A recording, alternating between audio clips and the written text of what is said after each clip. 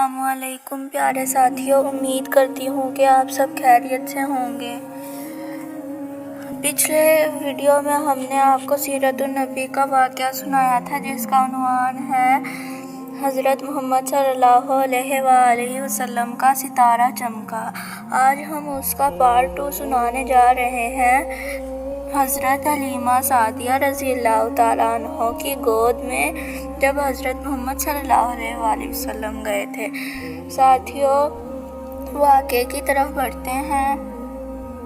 اس زمانے میں عرب کا دستور یہ تھا کہ جب ان کے ہاں کوئی بچہ ہوتا تو وہ دیہات سے آنے والی دائیوں کے حوالے کر دیتے تھے تاکہ دیہات میں بچے کی نشو و نما بہتر ہو اور وہ خالص عربی زبان سیکھ سکے۔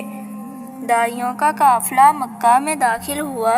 انہوں نے ان گھروں کی تلاش شروع کر دی جن میں بچے پیدا ہوئے تھے۔ اس طرح بہت سی دائیاں جناب عبدالمطلب کے گھر بھی آئیں۔ نبی کریم صلی اللہ علیہ وآلہ وسلم کو دیکھا، لیکن جب انہیں معلوم ہوا کہ یہ بچہ تو یتیم پیدا ہوا ہے تو اس خیال سے چھوڑ کر آگے بڑھ گئی کہ یتیم بچے کے گھرانے سے انہیں کیا ملے گا۔ اس طرح دائیاں آتی رہیں جاتی رہیں۔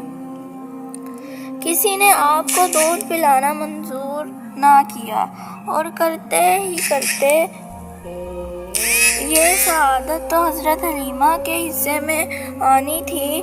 جب حلیمہ سعدیہ مکہ پہنچی تو انہیں معلوم ہوا سب عورتوں کو کوئی نہ کوئی بچہ مل گیا ہے اور اب صرف وہ بغیر بچے کیے رہ گئی ہیں اور اب کوئی بچہ باقی نہیں بچا۔ ہاں، ایک یتیم بچہ ضرور باقی ہے جسے دوسری عورتوں نے چھوڑ دیا تھا۔ حلیمہ سعدیہ نے اپنے شوہر عبداللہ بن حارث سے کہا، خدا کی قسم مجھے یہ بات بہت ناگوار گزر رہی ہے کہ میں بچے کے بغیر جاؤں۔ دوسری سب عورتوں نے بچہ لے لیا ہے، یہ مجھے طعنے دیں گی، اس لیے کیوں نہ ہم اس یتیم بچے کو لے لیں۔ حضرت عبداللہ بن حارث بولے، کوئی حرج نہیں، ہو سکتا ہے اللہ اس بچے کے ذریعے ہمیں خیر و برکت عطا فرما دیں۔ چنانچہ حضرت حلیمہ سعدیہ حضرت عبدالمطلب کے گھر گئیں۔ جناب عبدالمطلب اور حضرت آمنہ نے انہیں خوش آمدید کہا۔ پھر آمنہ انہیں بچے کے پاس لے آئیں۔ آپ اس وقت ایک اونی چادر میں لپٹے ہوئے تھے۔ وہ چادر سفید رنگ کی تھی۔ آپ کے نیچے ایک سبز رنگ کا ریشمی کپڑا تھا۔ آپ سیدھے لیٹے ہوئے تھے۔ آپ کے سانس کی آواز کے ساتھ مشک کی سی خوشبو نکل کر پھیل رہی تھی۔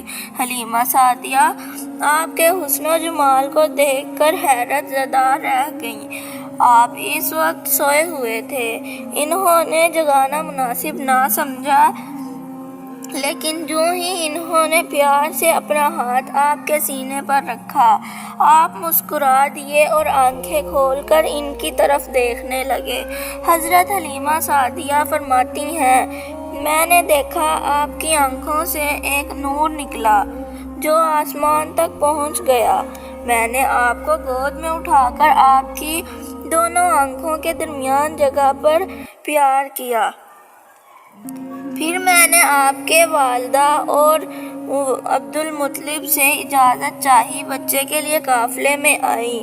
میں نے آپ کو دودھ پلانے کے لیے گود میں لٹایا تو آپ دائیں طرف سے دودھ پینے لگے۔ پہلے میں نے بائیں طرف سے دودھ پلانا چاہا، لیکن آپ نے اس طرف سے دودھ نہ پیا۔ دائیں طرف سے آپ فوراً دودھ پینے لگے۔ بعد میں آپ کی یہی عادت رہی، آپ صرف دائیں طرف سے ہی دودھ پیتے رہے، بائیں طرف سے میرا بچہ دودھ پیتا رہا۔ پھر قافلہ روانہ ہوا۔ حلیمہ سعدیہ فرماتی ہیں، میں اپنے کھچر پر سوار ہوئی، آپ کو ساتھ لے لیا۔ اب جو ہمارا کھچر چلا تو اس قدر تیز چلا کہ اس نے پورے قافلے کی سواریوں کو پیچھے چھوڑ دیا۔ پہلے وہ مریل ہونے کی بنا پر سب سے پیچھے رہتا تھا۔ میری خواتین ساتھی حیرانگی سے مخاطب ہوئیں، اے حلیمہ، یہ آج کیا ہو رہا ہے؟ تمہارا کھچر اس قدر تیز کیسے چل رہا ہے؟ کیا یہ وہی کھچر ہے جس پر تم آئی تھی اور جس کے لیے ایک ایک قدم اٹھانا مشکل تھا؟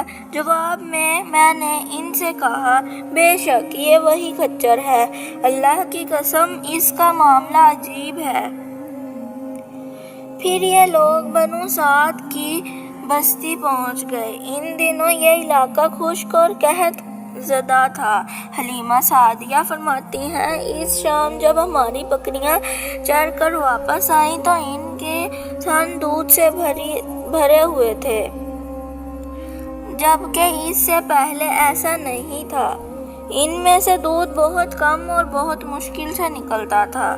ہم نے اس دن اپنی بکریوں کو دودھ دوہا تو ہمارے سارے برتن بھر گئے اور ہم نے جان لیا کہ یہ ساری برکت اس بچے کی وجہ سے ہے۔ آس پاس کی عورتوں میں بھی یہ بات پھیل گئی۔ ان کی بکریاں بدستور بہت کم دودھ دے رہی تھی، غرض ہمارے گھر میں ہر طرف ہر چیز میں برکت نظر آنے لگی۔ دوسرے لوگ تعجب میں رہے۔ اس طرح 2 ماہ گزر گئے۔ 2 ماہ ہی میں آپ چلنے پھرنے لگے۔ آپ 8 ماہ کے ہوئے تو باتیں کرنے لگے اور آپ کی باتیں سمجھ میں آتی تھیں۔ 9 ماہ کی عمر میں تو آپ بہت صاف گفتگو کرنے لگے۔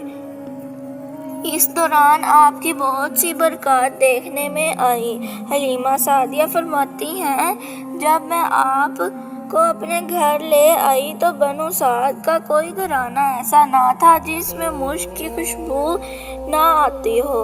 اس طرح سب لوگ آپ سے محبت کرنے لگے۔ جب ہم نے آپ کا دودھ چڑھایا تو آپ کی زبان مبارک سے یہ الفاظ نکلے، اللہ اکبر کبیرہ والحمد للہ کثیرہ وسبحان اللہ بکرۃ واصیلا، یعنی اللہ تعالیٰ بہت بڑا ہے، اللہ تعالیٰ کے لیے بے حد تعریف ہے اور اس کے لیے صبح و شام پاکی ہے۔ پھر جب آپ صلی اللہ علیہ وآلہ وسلم 2 سال کے ہو گئے تو آپ کو لے کر آپ کی والدہ کے پاس آئے۔ اس عمر کو پہنچنے کے بعد بچوں کو ماں باپ کے حوالے کر دیا جاتا تھا۔ ادھر ہم آپ کی برکات دیکھ چکے تھے اور ہماری آرزو تھی کہ ابھی آپ کچھ اور مدت ہمارے پاس رہیں۔ چنانچہ ہم نے اس بارے میں آپ کی والدہ سے بات کی۔ ان سے یوں کہا، آپ ہمیں اجازت دیجیے کہ ہم بچے کو 1 سال اور اپنے پاس رکھیں۔ میں ڈرتی ہوں کہیں اس پر مکہ کی بیماریوں اور آب و ہوا کا اثر نہ ہو جائے۔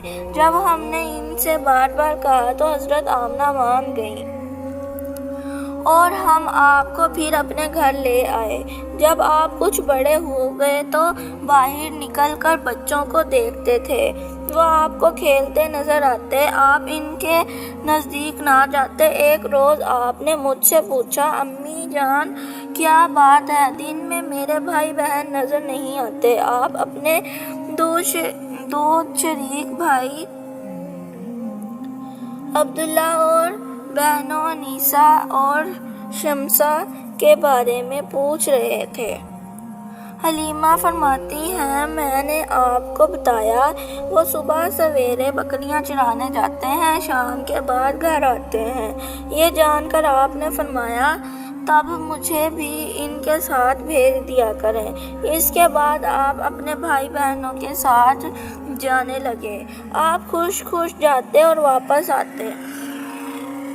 ایسے میں ایک دن میرے بچے خوف زدہ انداز میں دوڑتے ہوئے آئے اور گھبرا کر بولے، امی جان جلدی چلیے ورنہ بھائی محمد ختم ہو جائیں گے۔ یہ سن کر ہمارے تو ہوش اڑ گئے۔ دوڑ کر وہاں پہنچے، ہم نے آپ کو دیکھا، آپ کھڑے ہوئے تھے، رنگ اڑا ہوا تھا، چہرے پر زردی چھائی ہوئی تھی، اور یہ اس لیے نہیں تھا کہ آپ کو سینہ چاک کیے جانے سے کوئی تکلیف ہوئی تھی، بلکہ ان فرشتوں کو دیکھ کر آپ کی حالت ہوئی تھی۔ حلیمہ سعدیہ فرماتی ہیں، ہم نے آپ سے پوچھا کیا ہوا تھا؟ آپ نے بتایا، میرے پاس 2 آدمی آئے تھے، وہ سفید کپڑے میں پہنے ہوئے تھے، وہ دونوں حضرت جبرائیل اور حضرت میکائیل تھے۔ ان دونوں میں سے ایک نے کہا، کیا یہ وہی ہیں؟ دوسرے نے جواب دیا، ہاں یہ وہی ہیں۔ پھر وہ دونوں میرے قریب آئے، مجھے پکڑا اور لٹا دیا۔ اس کے بعد انہوں نے میرا پیٹ چاک کیا اور اس میں سے کوئی چیز تلاش کرنے لگے۔ آخر انہیں وہ چیز مل گئی اور انہوں نے اسے باہر نکال کر پھینک دیا۔ میں نہیں جانتا وہ کیا چیز تھی۔ اس چیز کے بارے میں دوسری روایات میں یہ وضاحت ملتی ہے کہ وہ سیاہ رنگ کا ایک دانہ تھا۔ یہ انسان کے جسم میں شیطان کا گھر ہوتا ہے اور شیطان انسان کے بدن میں یہیں سے اثرات ڈالتا ہے۔ حلیمہ سعدیہ فرماتی ہیں، پھر ہم آپ کو گھر لے آئے۔ اس وقت وہ میرے شوہر عبداللہ بن حارث نے کہا، حلیمہ مجھے ڈر ہے کہیں اس بچے کو کوئی نقصان نہ پہنچ جائے، اس لیے اسے اس کے گھر والوں کے پاس پہنچا دو۔ میں نے کہا ٹھیک ہے۔ پھر ہم آپ کو لے کر مکہ کی طرف روانہ ہوئے۔ جب میں مکہ کے بالائی علاقے میں پہنچی تو آپ اچانک غائب ہو گئے، میں حواس باختہ ہو گئی۔ ساتھیو، امید کرتی ہوں کہ آپ کو ہمارے سیرت النبی کے واقعے کا پارٹ 2 پسند آیا ہوگا۔ اس کا پارٹ 3 سننے کے لیے ہمارے چینل کو لائک کریں، شیئر کریں اور سبسکرائب کریں۔ فی امان اللہ، اللہ حافظ۔